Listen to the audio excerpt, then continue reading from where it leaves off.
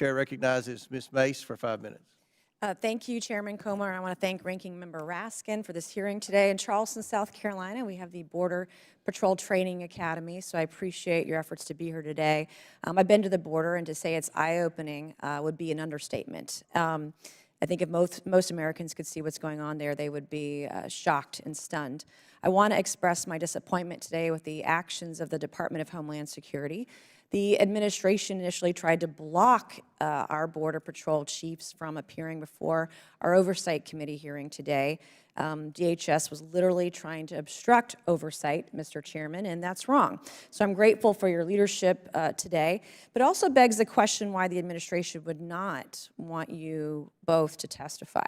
As we all know, our Border Patrol chiefs, you guys are on the front lines of the border crisis, and we need to hear from you. The American people need to hear from you. Unfortunately, this isn't the first time the administration or DHS has tried to undermine the truth of what's really happening at the border. Secretary Mayorkas used the now debunked border agent whipping incident to label our Border Patrol agents as racist. I can only imagine how that further tanked morale. Secretary Mayorkas' response to a question of whether or not there was a crisis at the border just last year in November, he said, "We're seeing a significant challenge." When you see over 5 million illegal immigrants come across our border, that's not a challenge. That is a crisis. And we're unwilling, it seems like, to admit that crisis is happening. So after 2 years of gaslighting, obstruction, stonewalling, and lies, we're finally able to hear straight from the source. So I want to thank Chief Modlin and Chief Chavez for being here this morning. I have 3 questions, really, that I want to get to, and I have about 3 minutes left, so not a lot of time, if you'll bear with me. I'm kind of curious about your testimony, your joint testimony today. The funding, you mentioned a couple of different ways that the Border Patrol could be supported, but the funding to construct a border wall was missing from your testimony. Why is that? Either of you can answer. Congresswoman, thank you for the question. As I said, the Border Patrol would certainly appreciate any increases in funding. That it was missing from your testimony. And so you both have said today that barriers, walls, whatever we want to call it or nuance it, is needed. So why was it missing from your testimony?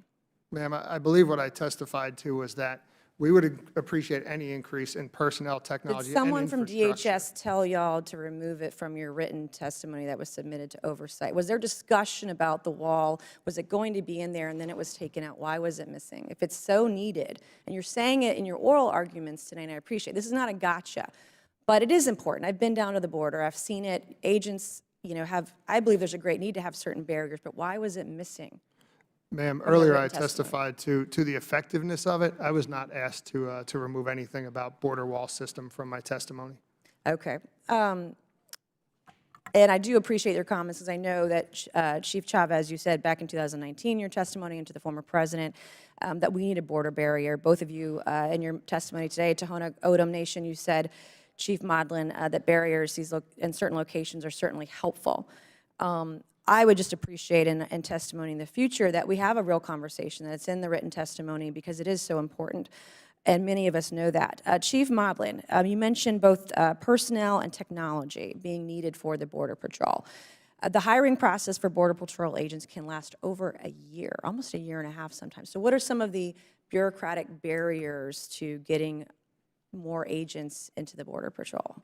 Thanks again, ma'am. So I would say, one, that is certainly not my area of expertise, but I do know we have worked very hard to narrow that down. When I came in, it was probably closer to 2 years to get into the Border Patrol. Wow. I do think there are some things that can be worked on, such as the ability to pass people that already have a background check, say they're in DOD and they've already had a clearance, to have that slide over into the Border Patrol and then not eat up time doing things like that.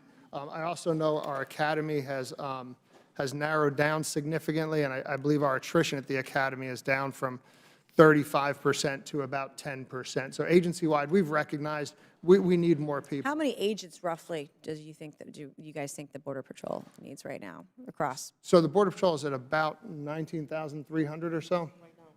Yes, How many more do you need? I mean, or what's the staffing shortage number roughly? So I think a reasonable amount of agents for the Border Patrol would be about 22,000. But again, that would be a headquarters determination, not mine. I certainly know I don't have enough agents within Tucson sector to deal with the flow that we're dealing with. All right, thank you, Mr. Chairman, I yield back.